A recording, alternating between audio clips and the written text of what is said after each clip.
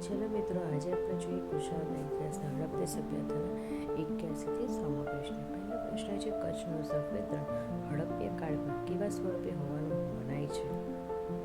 શું હશે જવાબ? તો કે સમુદ્રનો કાંઠો. કેમ કે પુસ્તક સાથે શોધ્યા પછી એવું કીધું છે કે કચ્છનું રણ ત્યારે છે ને પાણીથી ભરેલું હતું અને પછી જેમ જેમ વાહનો સીધા ધોરાવડા સુધી જઈ શકતા હતા. આગળનો પ્રશ્ન જોઈએ. સિંધુ સભ્યતાનું વેણીવદર નામનું મહત્વનું સ્થળ ગુજરાતના કયા જિલ્લામાં આવેલું છે? તો કે રાજકોટ. વેણીવદર એ રાજકોટ જિલ્લાનું મહત્વનું હડપ્પા સ્થળ છે. ચલો આગળનો પ્રશ્ન જોઈએ. ધોળાવીરામાંથી બની આવેલ સાઇનબોર્ડના અક્ષરો કયા પથ્થરમાંથી અથવા પદાર્થમાંથી કોતરીને બનાવેલા હતા? તો કે જીપ્સમ અને ચારોડામાંથી બનાવેલા હતા. 10 અક્ષરોનું સાઇનબોર્ડ વિશ્વનું સૌથી જૂનું સાઇનબોર્ડ પણ મનાય છે. ચલો આગળ પ્રશ્ન જોઈએ. હડપ્પા સભ્યતામાં મણકા બનાવવા માટે વપરાતો લાલ પથ્થર છે કાનેરી કઈ ખાણમાંથી મંગાવવામાં આવતું હતું? તો કે રતનપુરની ખાણ, રાજપીપળામાંથી. જે ભરૂચ અને નર્મદા જિલ્લાઓની ખાણોમાંથી કિંમતી પથ્થરો લોથલ લાવવામાં આવતા હતા. ચલો આગળનો પ્રશ્ન જોઈએ. કયા હડપ્પા સ્થળેથી સોનાના મણકા વડે 7 લડનો હાર અને 27 જેટલા સોનાના મણકા મળી આવ્યા છે? તો કે લોથલ. લોથલ એ સમુદ્રનું સૌથી સમુદ્ર વેપારી મથક હતું. આગળ જોઈએ. સિંધુ સભ્યતાના લોકો દરિયાઈ મુસાફરીમાં દિશા જાણવા માટે કયા પક્ષીનો ઉપયોગ કરતા હતા જેનો પુરાવો લોથલમાંથી મળી આવ્યો છે? તો કે દિશાશોધક કાગડો. કારણ કે મેસોપોટેમિયાના લખાણોમાં પણ દિશાશોધક પક્ષીનો ઉલ્લેખ છે. ચલો આગળ જોઈએ. હડપ્પા સભ્યતાનું બાબડા વદર નામનું સ્થળ ગુજરાતના કયા જિલ્લામાં સ્થિત છે? તો કે પોરબંદર. બાવડા બંદર છે પોરબંદર જિલ્લાનું સ્થળ છે. ચલો આગળ જોઈએ. લોથલમાં અગ્નિ સંસ્કારની કઈ પ્રથા અસ્તિત્વમાં હોવાના પુરાવા ગેવયાર્ડમાંથી મળી આવ્યા છે? તો કે જોડકા સમાધિ. એક જ કબરમાં સ્ત્રી અને પુરુષ બંનેના હાડકાં મળી આવ્યાના છે, જે લોથલની ખાસિયત છે.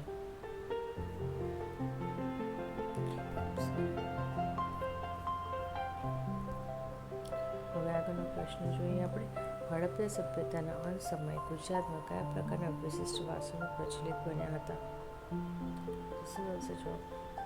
તો કે લાલ ચમકતા વાસણો. કારણ કે એ વખતે રંગપુરમાંથી મળેલા વાસણોના કારણે તેને રંગપુર સંસ્કૃતિ પણ કહેવામાં આવે છે. આગળ છે, ધોળાવીરામાં પાણીનો સંગ્રહ માટે પથ્થરો કાપીને બનેલા ટાંકાઓ કયા ટેકનિકલ નામે ઓળખાય છે? તો કે સિસ્ટમ. બરાબર. પથ્થરમાંથી કોતરેલા ટાંકાઓને પાણી સંગ્રહની અદ્ભુત કળા. બરાબર. ચલો આગળ જોઈએ પ્રશ્ન. શિકારપુર ખાતેથી કયા પ્રાણીના હાડકાં મોટી સંખ્યા મળી આવે છે, જે સૂચવે છે ત્યાંના લોકો શિકારના શોખીન હતા? તો કે સાબર અને નીલગાય. કે વન્ય પ્રાણીઓના હાડકાં મોટી માત્રામાંથી અહીંયા જંગલી ગધેડા આવશે કે ત્યાંથી મળી આવેલા છે. 1 મિનિટ મને ફરી ક્વેશ્ચન વાંચો તો મને મળું છું થયું છે.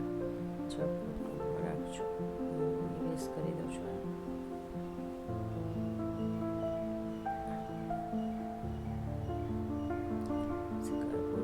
ખાતેથી કયા પ્રાણીના હાડકાં મોટી સંખ્યા મળી આવતા જે સૂચવે છે ત્યાંના લોકો શિકારના શોખીન હતા? તો કે હા, સાબર અને નીલગાય મળી આવ્યા હતા, જે સૂચવે છે કે એ ટાઈમે લોકો શિકારના શોખીન હશે. બરાબર. ચલો આગળનો પ્રશ્ન જોઈએ. હડપ્પા સંસ્કૃતિનું પાત્રનું સ્થળ કઈ વિશેષ ચીજ વસ્તુના ઉત્પાદન માટે જાણીતું હતું? તો કે મીઠું. દરિયા કિનારો નજીક હોવાથી પાદરી એટલે ભાવનગરમાં આવી ત્યાં મીઠું પકાવવાનો ઉદ્યોગ હોવાની સંભાવના છે. બરાબર. આગળનો પ્રશ્ન છે. રંગપુર એ કઈ નદીના કિનારે આવેલું હોવાનું મનાય છે? તો કે સુખવાતા નદીના કિનારે આવેલું છે. ચલો આગળનો પ્રશ્ન જોઈએ. હડપ્પા લોકો કયા દેવીની પૂજા કરતા હોવાનું મનાય છે અને પશુનાથની મુદ્રા પરથી મળે છે? તો કે શિવ અથવા હાથેશી મુદ્રા ઉપર બેઠેલા દેવની આસપાસ પશુઓ જોવા મળે છે. ચલો જોઈએ આગળ. નીચેનામાંથી કયું હડપ્પીય સ્થળ કચ્છ વાગડ વિસ્તારમાં આવેલું છે? તો કે કાનમેરી રાપર તાલુકાના વાગડ વિસ્તારમાં આવેલું છે. આગળનો પ્રશ્ન જોઈએ. હડપ્પા શબ્દ અને મુદ્રા મુખ્યત્વે કયા પથ્થરમાંથી બનાવવામાં આવતી હતી? તો કે સ્ટેલાઇટ અથવા સેલખડીમાંથી. જેમ સિલાઇટ એ નરમ પથ્થર હતો અને જેની પર કોતરણી કરવી સરળ હતી. બરાબર. ચલો આગળ જોઈએ. ખાનપુર નામનું હડપ્પીય સ્થળ કયા જિલ્લામાં આવેલું છે? તો કે રાજકોટમાં આવેલું સ્થળ છે. ચલો આગળ જોઈએ. લોથલ બંદરનું સંચાલન કરવા માટે જે કંટ્રોલ રૂમ જેવી વ્યવસ્થા હતી તેને પુરાતત્વવિદો શું કહે છે? તો કે વેર હાઉસ કહે છે. કારણ કે લોથલમાં મણકા અને અન્ય ચીજોનો સંગ્રહ કરવા માટે 5 જેટલા પ્લેટફોર્મવાળું વેર હાઉસ હતું. હડપ્પા શબ્દના કયા શબ્દ માટીના વાસણ, પંચતંત્રની શિયાળ અને કાગડાની વાર્તા જેવું ચિત્ર મળી આવ્યું છે? તો કે લોથલમાંથી. ત્યાંના જે બધું હતું ચિત્ર પર લોકોની કથાઓ અને પ્રત્યે રુચિ દર્શાવતા પથ્થરોમાં આકૃતિ પણ છે. આગળનો અંતિમ પ્રશ્ન જોતા પહેલાં ડેલી આવા વિડીયો જોવા માટે મારી ચેનલ હમણાં જ લાઈક, શેર અને સબસ્ક્રાઈબ કરજો. Thank you so much. ચલો આ પ્રશ્ન જોઈએ. અમેરી નાળ સંસ્કૃતિના અવશેષો ગુજરાતના કયા ભાગમાં જોવા મળે છે? શું હશે જવાબ?